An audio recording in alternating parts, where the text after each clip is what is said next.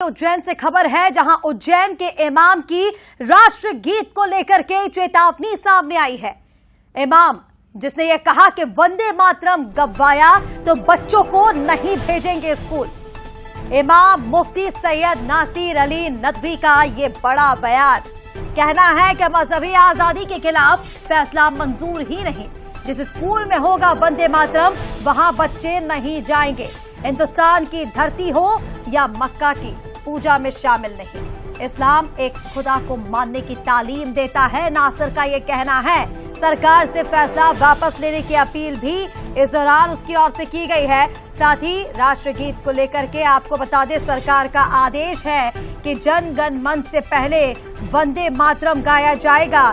लेकिन अब राष्ट्रीय गीत को लेकर के विवाद खुलकर सामने आ रहा है। पहले हम देख रहे थे कि इस पर से विपक्ष को कहीं ना कहीं ऐतराज था, लेकिन इधर उज्जैन के इमाम ने जो चेतावनी दी है और चेतावनी देते हुए कहा है कि अगर इस तरह का आदेश स्कूलों में मान्य होगा तो बच्चों को स्कूल नहीं भेजेंगे। सरकार द्वारा लिए गए फैसले के बाद में प्रदेश सरकार ने भी उसको लागू किया है। केंद्र सरकार का यह फैसला है कि जनगण मन से पहले वंदे मातरम गीत को गाना स्कूल हो या चाहे सरकारी कार्यक्रम उसमें कंपलसरी है। हमारे साथ इस वक्त मौजूद है उज्जैन से सैयद अली नासिर जी, जिन्होंने इस बात का विरोध किया है। क्या इस बात का विरोध किया है और क्यों जो है क्या ऐसा चीज है वंदे मातरम में जिससे आप विरोध कर रहे हैं? हमारा विरोध राष्ट्र से या उसके गीत से नहीं है। उसके गीत के अंदर जो खास तौर पर साफ तौर पर ये उल्लेख है कि मातृभूमि की पूजा करना है।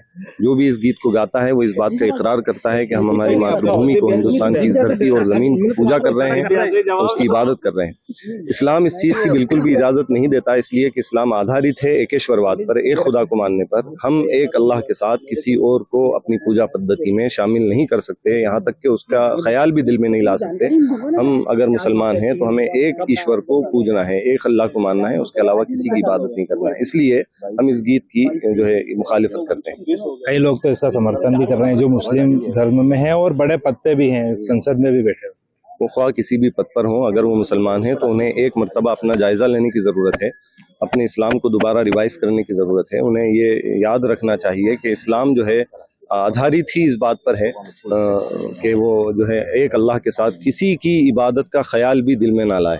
अगर एक शायबा भी ख्याल भी दिल में आता है तो वो इस्लाम के खिलाफ है। इस्लाम, अगर कोई मुसलमान ऐसा करता है तो इस्लाम से बाहर है। आप मानते हैं ऐसा कि जो नहीं मानता है, जो वंदे मातरम को अगर गाता है तो वो मुसलमान नहीं होगा? बिल्कुल बिल्कुल। अगर मैं एक खुदा के साथ किसी और की इबादत का इकरार कर लूँ तो उसी लम्हा मैं इस्लाम से खारिज हो जाऊंगा। लेकिन आपने तो उनको मुसलमान मानने से मना कर दिया। बिल्कुल। अगर कोई मुसलमान रहते हुए, फिर मैं ये बात कह रहा हूँ, अगर कोई मुसलमान रहते हुए अगर किसी और खुदा को अपनी इबादत में, जिक्र में भी लाता है, बल्कि उसका सोचता भी है, तो वो मुसलमान नहीं है। ये थे हमारे साथ में सैयद नासिर अली, जिन्होंने बताया कि जो वंदे मातरम गीत को गाएगा वह मुसलमान नहीं कहलाएगा। फिलहाल यह देखना होगा कि यह जो इनकी आवाज़ है और ये कहाँ तक पहुँचती है और क्या वे मुसलमान इसको भी मानते हैं या फिर जो है वंदे मातरम गीत को हर जगह गाया जाएगा।